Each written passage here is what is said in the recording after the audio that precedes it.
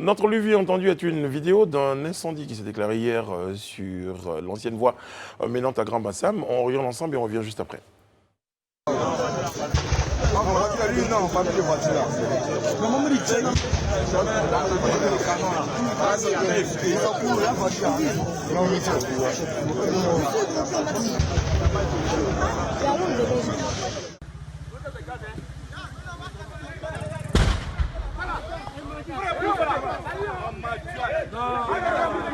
Ça y est, Salamin qui vient ici. Ouais.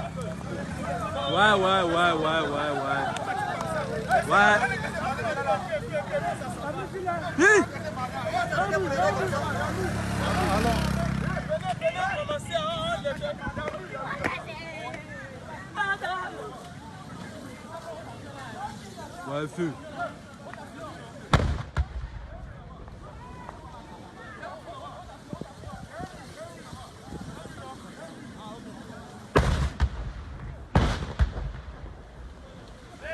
Les images sont impressionnantes, hein, Élisée, André et Edith. Pour l'histoire, en tout cas, selon nos confrères de Fraternité Matin, ce serait un camion transportant du gaz butane qui aurait donc fait une sortie de route. Et puis, selon aussi l'HTV. Selon l'HTV. Ah, vous étiez sur le terrain. C'est bien, André. J'attendais à quel moment vous réagiriez. Et donc, les pompiers sont arrivés, donc ont maîtrisé le feu. Bon, malheureusement, le camion a été calciné, mais... En tout cas, alerté à 13h, autour de 13h20, les équipes donc, des sapeurs-pompiers ont maîtrisé le feu autour de 16h30.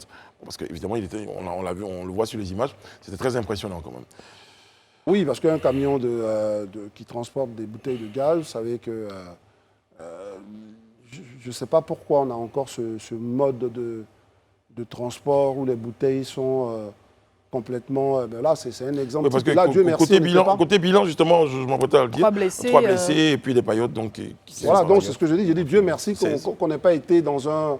parce que, dans une zone plus habitée. Plus habitée, ça aurait été un dégât énorme. Donc il faut revoir tout ça. Moi, j'ai toujours du mal avec notre administration globalement sur les activités qui génèrent des revenus. Ben voilà, je vois quelqu'un qui veut faire le transport de gaz avec son camion. On lui impose des règles de sécurité, et puis bon voilà, tout le monde est tranquille. Mais quelles sont ces règles de sécurité? Parce qu'il a juste fait, il a fait une sortie. Moi, ce qui m'a interpellé, c'était où ça s'est produit. Sur l'ancienne route de Bassam. Il y a une forme d'exiguïté de la voie. Est-ce que, bon, André, vous l'empruntez souvent? Non, c'est vrai que non. J'allais dire, je l'emprunte, j'habite la zone, mais bon, je veux dire, c'est vrai que je n'ai pas vu ailleurs des camions comme ça. Vous les voyez comme ici, on voit des camions qui transportent du gaz comme ça, complètement à nu, complètement à découvert.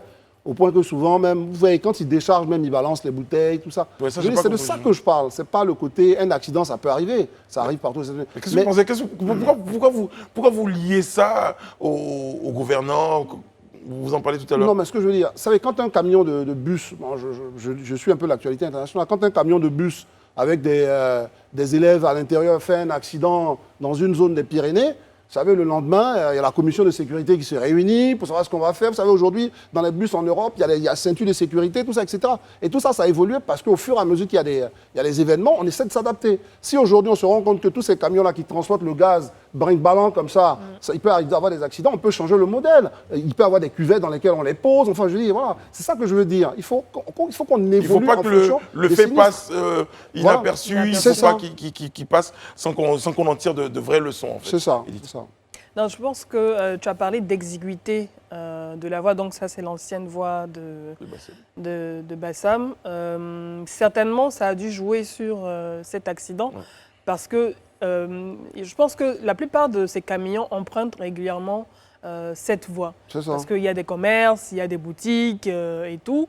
Et c'est dommage quand on en arrive à ce genre de situation. Tu as parlé de sécurité en termes de transport de ces gaz, de ces bouteilles de gaz butane. C'est important de le noter. Certainement qu'il y aurait des mesures qui seront prises pour arriver à faire de telle sorte que, en termes de transport, il y ait plus de sécurité au niveau de ces camions qui les transportent. C'est important. Bon, chacun jouera son rôle. Hein. Déjà, le nôtre, c'est d'attirer l'attention des uns et des autres. Et c'est d'ailleurs ce que nous faisons ce soir, donc à travers ces images-là, qui ont été couvertes donc, par nos équipes de Live TV.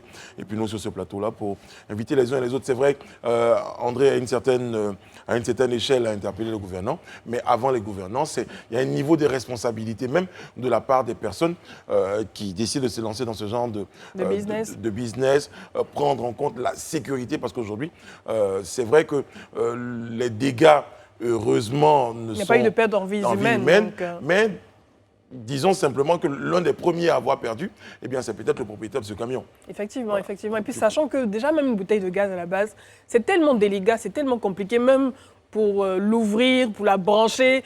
En tout cas, moi, j'ai souvent certaines craintes à le faire. Donc, imaginez plusieurs bouteilles de gaz entassées en même temps sous une forte chaleur, un véhicule, c'est une voie exiguë. Bon. C'est un cocktail Molotov.